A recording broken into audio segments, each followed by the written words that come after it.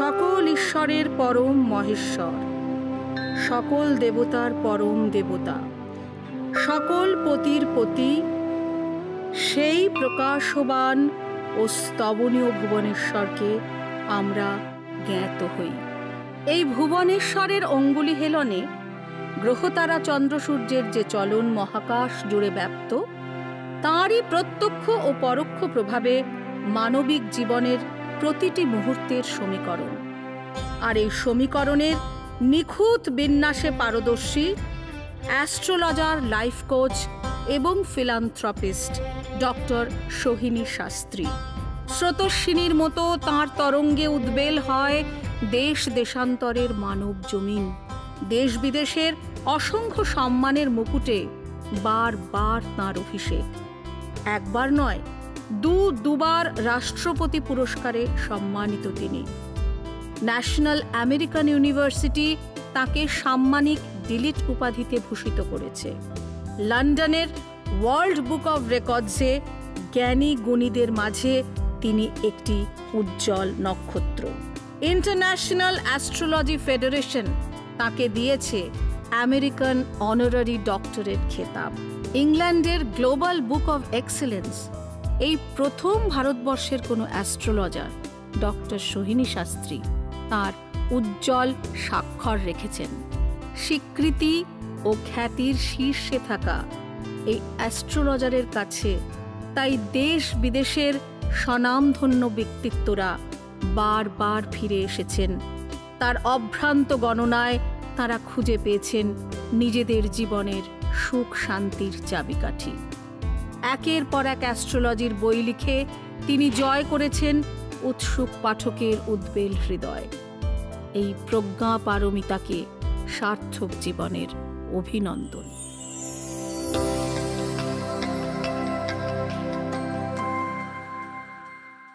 নমস্কার, আমি রূপালী আপনাদের সকলকে স্বাগত জানাচ্ছি। একটা বিষয় আমাদের বরাবরই একটা ধারণা আছে যে স্টুডেন্টরা মোটামুটি সায়েন্সে খুব ভালো, তারা হিউম্যানিটিসে হয়তো অত কমফোর্টেবল নয়।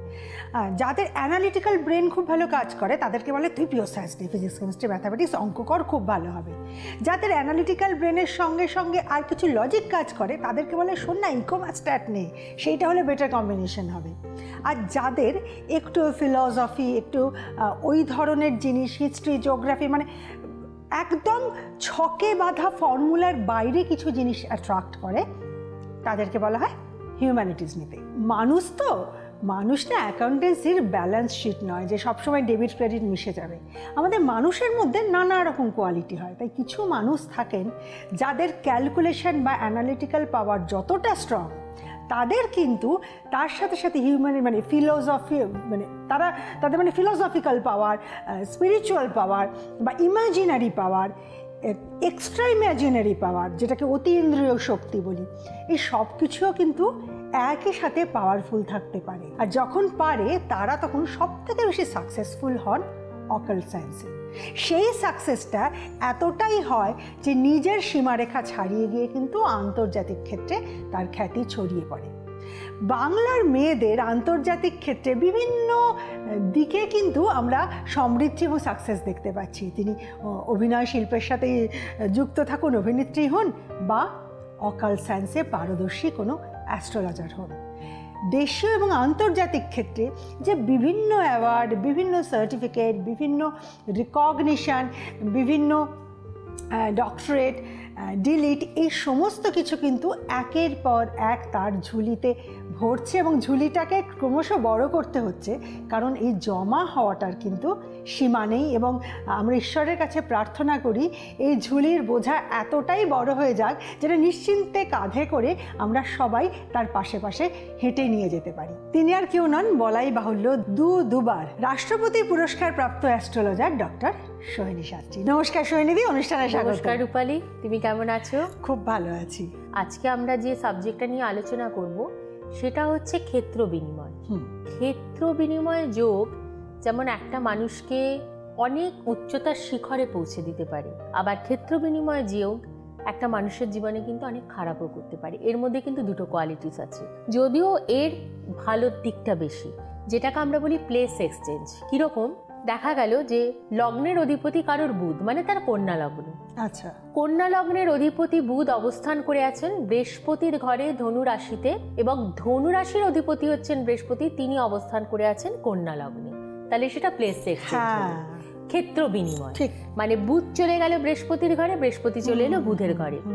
তখন কি হচ্ছে যে বুধ আর বৃহস্পতির মধ্যে কিন্তু রিলেশনশিপ একদম খুবই খারাপ রিলেশনশিপ। কিন্তু যদি তারা ক্ষেত্র বিনিময় করে তাহলে নিজেদেরকে ভালো রাখার জন্য ওরা কিন্তু দুজনের ক্ষতি করবে না। নর্মালি ক্ষেত্রে যদি দেখা যেত যে বুধ বৃহস্পতির ঘরে অবস্থান করে আছে, বৃহস্পতি শুক্রের ঘরে অবস্থান করে আছে, সেই ক্ষেত্রে এই বুধ কিন্তু হার্মফুল হয়ে যেত। আচ্ছা, কিন্তু যেহেতু বুধ আছে বৃহস্পতির ঘরে এবং বৃহস্পতিও আছে বুধের ঘরে, দুজনের ঘরে অবস্থান করে আছে, সুতরাং এই ক্ষেত্রে কিন্তু যে প্রচুর চরম নেগেটিভ এফেক্ট সেটা কিন্তু দেবে না। এই ক্ষেত্রে কিন্তু মানুষের জীবনে কিছুটা ভালো এফেক্ট আসবে। এটাকে বলা হয় ক্ষেত্র বিনিময় যোগ। এবং এই ক্ষেত্র বিনিময় যোগের ক্ষেত্রে আমি আজকে 7টা গ্রহ নিয়ে আলোচনা করব। আচ্ছা, কারণ রাহুর যেহেতু নিজস্ব কোনো ঘর নেই এবং কেতুর যেহেতু নিজস্ব কোনো ঘর হয় না, কিন্তু 7টা গ্রহের কিন্তু নিজস্ব ঘর আছে। যেমন চন্দ্রের একটা ঘর আছে, রবির একটা ঘর আছে, আর 5টা গ্রহের কিন্তু দুটো করে ঘর আছে। তার মানে হচ্ছে 5 দুগুণে 10, এবং চন্দ্রের একটা 11, রবির একটা 12। এইভাবে আমি তাই ভাবছি না তো 12টা ঘর কি করে হলো। একদম।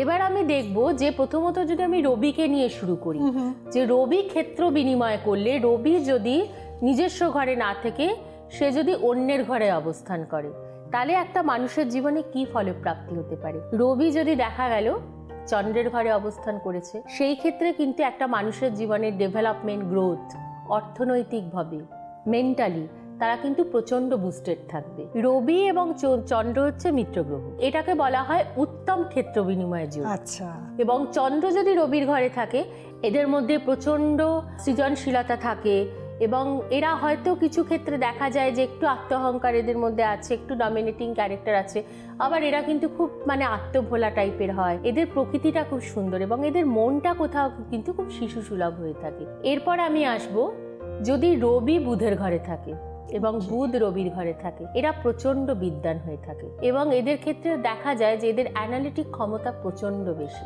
এরপরে আমি আসব রবি যদি শুক্রের ঘরে থাকে, শুক্র রবির ঘরে, রবি শুক্রের ক্ষেত্রে, সেই ক্ষেত্রে কিন্তু সেই মানুষটা চোখের প্রবলেমে ভুগবে। এই ক্ষেত্র বিনিময়ের যোগটা কিন্তু মধ্যম হয়ে গেল। এবং এই ক্ষেত্রে দেখা যায় যে রবি শুক্রের ঘরে, শুক্র রবির ক্ষেত্রে এদের মানে পারস্পরিক যে লোকজন রয়েছে তাদের সঙ্গে এদের খুব তাড়াতাড়ি বচসা বেঁধে যায়, প্রত্যেকের সঙ্গে এদের জীবনে প্রচন্ড শত্রুতা হয়। এবং বেশিরভাগ ক্ষেত্রে দেখা যায় যে কর্মক্ষেত্রে এদের সারা জীবন এদের যে সুপিরিয়ার থাকে তাদের থেকে এদের প্রচুর সমস্যা ফেস করতে হয়, এবং কলিগসরাও এদের কিন্তু শত্রু হয়ে যায়। এবং নিজের যে শিবলিং, ভাই বোন, ইভেন ফ্রেন্ড সার্কেল, যেখানে মানুষ গিয়ে একটু শান্তি পায়, স্বস্তি পায়, যে একটা বন্ধুকে সবকিছু শেয়ার করে, সেখানেও সমস্যা। এবং সব থেকে বড় প্রবলেম হয় পিতা পুত্রের মধ্যে অশান্তি। সুতরাং এটা কিন্তু মধ্যম ক্ষেত্র বিনিময় যোগ। মধ্যম কথাটা কেন এলো, কেন এটা নিম্ন ক্ষেত্র বিনিময় যোগ নয়? কারণ শুক্র যদি রবির ক্ষেত্রে থাকে, রবি যদি শুক্রের ক্ষেত্রে থাকে, এদের দুটো জিনিস ভালো হয়। সেটা কেরিয়ারের শত বাধা সত্ত্বেও কিন্তু এরা জীবনে একটা তাদের মানে একটা সাকসেস পায়, এবং এদের যে ডিজার্ভ করে, যেটা ডিজারেবল রেজাল্ট, সেটা কিন্তু ফুলফিলড হয়। আর এদের অর্থযোগ খুব ভালো থাকে, কিন্তু খরচা হয় প্রচুর। এরপর আসবো রবি যদি মঙ্গলের ঘরে থাকে, এটা কিন্তু আবার উত্তম ক্ষেত্র বিনিময় যোগ হয়ে গেল। এরা প্রচন্ড সাহসী হয়, এদের মধ্যে প্রচন্ড উদ্যমতা থাকে, এরা খুব ভালো স্পোর্টসম্যান হয় এবং এরা প্রচুর অর্থের অধিকারী হয়। এরপর আসবো রবি যদি বৃহস্পতির সঙ্গে ক্ষেত্র বিনিময় করছে, সেই ক্ষেত্রে কিন্তু এরা প্রচন্ড বিদ্বান হয় এবং এদের অর্থনৈতিক যোগ কিন্তু প্রচন্ড স্ট্রং। এরপর যদি দেখি যে রবি শনির ঘরে রয়েছে, শনি রবির ঘরে, সেখানে কিন্তু এটা নিম্ন ক্ষেত্র বিনিময় যোগ। একমাত্র রবি শনির ঘরে, শনি রবির ক্ষেত্রে এটা কিন্তু নিম্ন ক্ষেত্র বিনিময় যোগ, এবং এটা অ্যাকচুয়ালি কিন্তু বীজ যোগের এফেক্ট দেবে। টিচারের সঙ্গে স্টুডেন্টের সম্পর্ক খারাপ, সন্তানের সঙ্গে মাতা পিতার সম্পর্ক খারাপ, এবং লাইফ পার্টনারের সঙ্গেও সম্পর্ক খারাপ, এবং এদের প্রত্যেকটা ক্ষেত্রে মানুষ খুব ভুল জাজ করে, এবং এদের জীবনের প্রত্যেকটা ক্ষেত্রে শুধু মানসিক হতাশার কারণের জন্য এরা প্রচন্ড সুবর্ণ সুযোগ হাতছাড়া করে ফেলে। এটাকে বলা হয় সব থেকে নিম্ন ক্ষেত্র বিনিময় যোগ।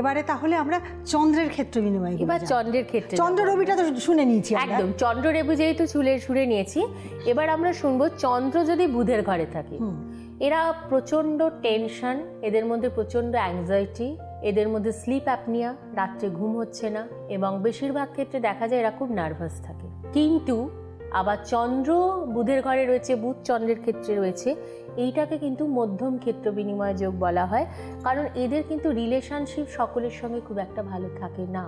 কিন্তু হ্যাঁ, এদের মধ্যে খুব আর্টিস্টিক, কালচারাল এই গুণগুলো এদের মধ্যে খুব ক্রিয়েটিভ হয়, তারা এদের মধ্যে ক্রিয়েটিভ সেন্স খুব স্ট্রং থাকে, এরা খুব ক্রিয়েটিভ লাইনে খুব উন্নতি করে। এরপর আমি আসব, চন্দ্র যদি শুক্রের ঘরে অবস্থান করে এবং শুক্র চন্দ্রের ঘরে অবস্থান করলো, প্রথমেই বলবো যে এদের শারীরিক সমস্যা থাকবে, বিশেষ করে ফিমেলদের ক্ষেত্রে গাইনিক প্রবলেম নিয়ে ভুগবে, এবং ছেলেদের ক্ষেত্রে বেশিরভাগ ক্ষেত্রেই দেখা যায় যে এরা প্রচণ্ড হঠকারী সিদ্ধান্ত নিয়ে থাকে, এবং হঠকারী সিদ্ধান্তের কারণের জন্য জীবনে এরা প্রচণ্ড ভালো সুযোগ থেকে কিন্তু এরা সুযোগ হাতছাড়া হয়ে যায়। এরা আবার প্রচণ্ড সৌন্দর্য প্রিয়তা হয়, এদেরকে দেখতে ভালো হয়, এরা প্রচণ্ড অ্যাট্রাকটিভ হয়, এবং যেখানেই যায় এরা খুব পপুলারিটি হয়, মানুষ এদের কিন্তু খুব পছন্দ করে। এরপর আমি আসবো চন্দ্র বৃহস্পতির ক্ষেত্র বিনিময়ে, সেখানে জীবাযোগের এফেক্ট, মানুষের জীবনে ডেভেলপমেন্ট, গ্রোথ, অর্থনৈতিক উন্নতি সব ক্ষেত্রে এরা শীর্ষে থাকে, এবং এরা এমন কাজ করে যেটা সোসাইটির জন্য একটা কোনো বলে না মাইল ফলো, সেরকম একটা কোনো কিছু জীবনে করে যায় এরা, যেটা সোসাইটির জন্য প্রচণ্ডভাবে লাভদায়ক হয়। এরপর আমি আসব যে চন্দ্র যদি শনির ঘরে থাকে, শনি চন্দ্রের ঘরে থাকে, এটা হচ্ছে নিম্ন ক্ষেত্র বিনিময় যোগ, কারণ শনি চন্দ্র শনি সেটাও কিন্তু বীজযোগ তৈরি হয়ে যাচ্ছে। এরা প্রচণ্ড সিভিয়ার ডিপ্রেশনে ভোগে, মানসিক হতাশা, মানসিক অবসাদ, এবং প্রত্যেকটা ক্ষেত্রে এরা কিন্তু প্রচণ্ড হীনমন্যতায় ভোগে, এবং এটাকে কিন্তু বলা হয় নিম্ন ক্ষেত্র বিনিময় যোগ। এবার তাহলে চন্দ্রের সাথে মঙ্গল যদি ক্ষেত্র বিনিময়, চন্দ্র মঙ্গল যদি ক্ষেত্র বিনিময় যোগ হয়, সেটা মধ্যম ক্ষেত্র বিনিময় যোগ হচ্ছে। কিন্তু রূপালী, এরা কিন্তু প্রচণ্ড সাহসী হয়, কিন্তু এরা ওভার কনফিডেন্ট হয়, এদের মধ্যে দাম্ভিকতা প্রচুর পরিমাণে থাকে, কিন্তু এরা আবার বেশিরভাগ ক্ষেত্রে দেখা যায় খুব ভালো স্পোর্টসম্যান হচ্ছে, খুব ভালো স্পোর্টসম্যান হচ্ছে, এরা খুব ভালো আর্মি, এরা ডিফেন্সে খুব ভালো কাজ করে, এবং এরা রাজনীতির ক্ষেত্রেও কিন্তু বিশাল জায়গায় যায়। আবার কিছু ক্ষেত্রে এদেরকে কিন্তু মহালক্ষ্মী যোগও বলা হয়ে থাকে, এদের অর্থনৈতিক পজিশন কিন্তু খুব ভালো হয়। এইবারে তাহলে আসবো আমরা, রবি হলো, চন্দ্র হলো, এবারে মঙ্গল, আমরা মঙ্গলকে নিয়ে বলবো। মঙ্গল যদি বুধের ঘরে থাকে এবং বুধ যদি মঙ্গলের ঘরে থাকে, সেটা কিন্তু মধ্যম ক্ষেত্র বিনিময় যোগ হচ্ছে, কারণ দেখো মঙ্গল বুধের মধ্যে কিন্তু রিলেশনশিপ মিত্রতার নয়, শত্রুতা। আচ্ছা, সুতরাং এই ক্ষেত্রে দেখা যায় বুধ আমাদের কি কন্ট্রোল করে, আমরা যে ডিসিশনটা নিচ্ছি, ডিসিশন মেকিং পাওয়ার, সেটা ডিপেন্ড অন মার্কিউরি। সুতরাং মঙ্গল বুধের এই যে ক্ষেত্র বিনিময় যোগে, সেখানে বেশিরভাগ ক্ষেত্রেই দেখা যায় যারা খুব ফাস্ট সিদ্ধান্ত নেয় এবং খুব ফাস্ট ডিসিশন মেকার হওয়ার জন্য জীবনের অর্ধেক ক্ষেত্রে এরা ভুল করে বসলো। বিশেষ করে দেখা যায় এরা খুব শেয়ার ট্রেডিং করতে ভালোবাসে, এবং হটকারী সিদ্ধান্ত, হঠাৎ করে সিদ্ধান্ত নেওয়ার জন্য এদের বিশাল টাকা, হয়তো দেখা গেল লাস্ট উইকে প্রচণ্ড গেনার হয়েছে, নেক্সট উইকে পুরো লুজার, যা ইনকাম করেছিল সবটাই চলে গেল। এবার মঙ্গল যদি দেখা যাচ্ছে শুক্রের ঘরে থাকছে, শুক্র মঙ্গলের ঘরে থাকছে, সেটাও কিন্তু মিডিয়াম ক্ষেত্র বিনিময় যোগ, কারণ এটার একটা ভালো দিক হচ্ছে যে এরা প্রচণ্ড ভালো পড়াশোনায় হয়, এরা তুখর ব্রেনি হয়, এবং এরা বেশিরভাগ ক্ষেত্রে দেখা যায় যে বিদেশে সফলতা পায়, ফরেন ল্যান্ডে। কিন্তু আরেকটা জিনিস খারাপ, যাদের পার্সোনাল লাইফ খুব ডিস্টার্ব হয়। এরপরে আমি আসবো, মঙ্গল যদি বৃহস্পতির ঘরে থাকে এবং বৃহস্পতি যদি মঙ্গল ঘরে থাকে, এটা কিন্তু আবার উত্তম ক্ষেত্র বিনিময় যোগ। এখানে অর্থ, এখানে এডুকেশন, এখানে পার্টনারশিপ, এখানে ব্যবসা, এখানে বৈবাহিক জীবন, সর্বক্ষেত্রেই কিন্তু এরা একটা খুব সুন্দর সামঞ্জস্যতা বজায় রাখে। এরপরে আমি আসবো, মঙ্গল যদি শনির ঘরে থাকে, শনি মঙ্গল যোগ, এটা কিন্তু নিম্ন ক্ষেত্র বিনিময় হয়ে যাচ্ছে। এরা কিন্তু ডিফেন্সে কাজ করে, এরা আর্মি হয়, এরা দেশের জন্য প্রাণ দিচ্ছে, দেশের জন্য যুদ্ধ করছে, দেশের জন্য কাজ করছে, এরা খুব ভালো ভালো পলিটিশিয়ান হচ্ছে। কিন্তু আবার কোনো ক্ষেত্রে দেখা যায় এরা প্রচণ্ড নানা রকম খারাপ খারাপ ডিজিজে ভোগে। খুব ছোটোবেলার থেকে এদের অপারেশন, ছোটোবেলার থেকে এদের ব্লাড ইনফেকশন, ব্লাড ডিজিজ নিয়ে এরা ভুগছে, অথবা হার্ট ডিজিজে এরা ভোগে, অথবা চোখের ডিজিজে এরা ভুগছে। কোনো না কোনো অসুখ এদের কিন্তু সব সময় এদের সঙ্গে লেগে রয়েছে। মঙ্গল শনির ক্ষেত্র বিনিময় যোগে কিন্তু এটা সব থেকে বেশি হয়ে থাকে।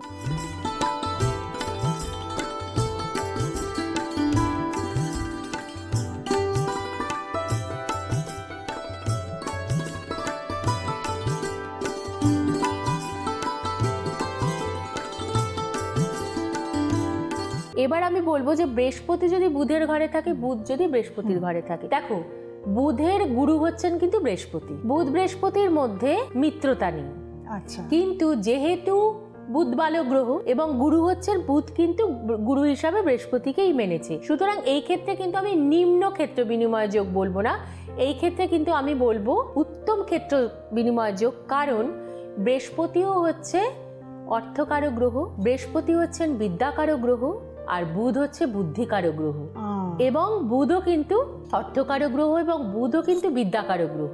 সুতরাং যখন দুটো অর্থকারক গ্রহ, দুটো বিদ্যাকারক গ্রহ এবং দুজনেরই ক্যারেক্টার প্লে করছে, যে দুজনে যদি কারোর জন্মছকে ভালো পজিশনে থাকে, তাহলে তার জীবনের ডেভেলপমেন্ট, উন্নতি, গ্রোথ প্রচন্ড পরিমাণে হবে এবং জীবনে তারা এফোর্ট যতটা দিচ্ছে তার থেকে অনেক বেশি সে গেনার হচ্ছে, সাকসেস পাবে। আচ্ছা, অনেক বেশি সে সাকসেস পাচ্ছে। এবং যদি দেখা যায় যে বৃহস্পতি শুক্রের ঘরে রয়েছে, এটা কিন্তু হয়ে গেল আবার মধ্যম ক্ষেত্র বিনিময় যোগ। আচ্ছা, কারণ বৃহস্পতি শুক্রের মধ্যে কিন্তু একটা এনিমিটি আছে, এনিমিটি রয়েছে, কারণ একজন দেবগুরু একজন দৈত্যগুরু। হ্যাঁ, কিন্তু দুজনেরই ক্যারেক্টার হচ্ছে ধন, সম্পদ, মূল মানসিকতা এবং একটা মানুষকে বেস্ট জায়গায় রাখা।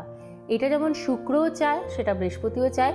এবং দুজনেই কিন্তু বিদ্বান, দুজনেই কিন্তু জ্ঞানী এবং দুজনেই কিন্তু ব্রাহ্মণ প্রকৃতির গ্রহ। বৃহস্পতি শুক্রের ঘরে এবং শুক্র বৃহস্পতির ঘরে এরা কিন্তু খুব ইগোয়েস্টিক হয়, কিন্তু সেটা থাকলেও এদের জীবনের অর্থ, এদের জীবনের সাকসেস, এই জিনিসগুলো কিন্তু খুব ভালো হয়। কিন্তু একটা সমস্যা থাকে, সেটা হচ্ছে শুক্র বৃহস্পতি, বৃহস্পতি শুক্রের ঘরে থাকলে স্বামী স্ত্রীর মধ্যে যে কনজুগাল রিলেশনশিপ, সেটা কিন্তু খুব ডাউন থাকে। এটা কিন্তু বৃহস্পতি শুক্রর ক্ষেত্র বিনিময় যোগে হচ্ছে। এবং বৃহস্পতি যদি শনির ঘরে থাকে, শনি যদি বৃহস্পতির ঘরে থাকে, সেটাকেও মধ্যম বলা হয়। এবং এই ক্ষেত্রে যেটা হয় যে এই ক্ষেত্রে হয়তো দেখা যায় এরা খুব নামকরা সায়েন্টিস্ট হচ্ছে, এরা কিন্তু খুব নামকরা দেখাচ্ছে যে কোনো একটা ভালো কাজে এরা খুব ডেভেলপমেন্ট করে, খুব গ্রোথ করে, কোনো কিছু রিসার্চ রিলেটেড ওয়ার্কে এরা প্রচণ্ড ভালো হয়, এরা ভালো ব্যাংকার হতে পারে। কিন্তু একটা সমস্যা থাকে যে বৃহস্পতি এবং শনির ক্ষেত্র বিনিময় যোগে সেটার একটাই হচ্ছে, সেটা হচ্ছে যে এদের জীবনের প্রত্যেকটা কাজে খুব ডিলে সাকসেস আসে, মানে এদের সংগ্রামটা অনেকটা বেশি। এবার আসবো শুক্র, শুক্রের সাথে শনি, শনির সাথে শুক্র, সবকিছু নিয়ে আলোচনা হয়ে গেছে। শনি এবং শুক্রের ক্ষেত্র বিনিময়টা হচ্ছে সব থেকে উত্তম ক্ষেত্র বিনিময় যোগ। হ্যাঁ, একদম, কারণ শনি শুক্রের মধ্যে অসম্ভব মিত্রতা রয়েছে। শনি শুক্রের ঘরে, শুক্র শনির ঘরে, সেই ক্ষেত্রে কি হয়, এই যে স্ট্রাগল, শনি মানেই তো স্ট্রাগল, শনি মানেই তো ডিলে সাকসেস, শনি মানেই হচ্ছে সংগ্রাম। এই সংগ্রামের যে পরিমাণটা অনেকটা কমে যায় যখন শনি শুক্রের ঘরে থাকে এবং শুক্র শনির ঘরে থাকে। ফলে প্রত্যেকটা ক্ষেত্রে যে একটা লিমিটেশন থাকে, সেই লিমিটটা ক্রস হয়ে যায়। শনি মানেই হচ্ছে একটা লিমিট, মানে এই লিমিট পর্যন্ত তার ইনকাম, এই লিমিট পর্যন্ত তার সাকসেস। এই যে লিমিট, এই লিমিটটা কিন্তু তখন আনলিমিটেড হয়ে যাচ্ছে শুক্রের ঘরে শনি থাকার জন্য। এবং শনি শুক্রের ঘরে থাকার জন্য একটা জাতক বা জাতিকার জীবনের গ্রোথ বা ডেভেলপমেন্টের যে লেভেলটা বা যে গ্রাফটা, সেটা কিন্তু অনেকটা উঁচু লেভেলে যায়।